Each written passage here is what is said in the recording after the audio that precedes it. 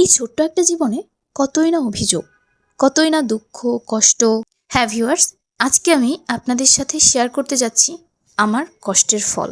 এক্সামের মধ্যে জাস্ট কয়েক ঘন্টার ব্রেক নিয়ে চলে গিয়েছিলাম বাড়িতে, আর বাড়িতে এসে দেখি আমার কষ্টের ফল ড্রাগন।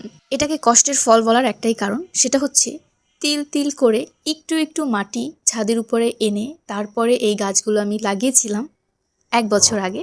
আর সবচাইতে বড় কথা হচ্ছে এই সমস্ত সেটআপগুলো আমি একা নিজেই দিয়েছি। আমার দুইটা পার্টনার থাকা সত্ত্বেও ওরা আমাকে কাজে বিন্দু পরিমাণ হেল্প করেনি। তাই এই বিষয়টা আমার সারা জীবন মনে থাকবে, বিকজ আমার মেমোরি অনেক স্ট্রং, সব কিছু মনে থাকে। যাই হোক, গাছের সাথে কিছুক্ষণ টাইম স্পেন্ড করার পর বাসার মধ্যে এসে দেখি সামার ভাইবস ফ্রুটস, আমার ভীষণ পছন্দের একটা ফল, কাঁঠাল।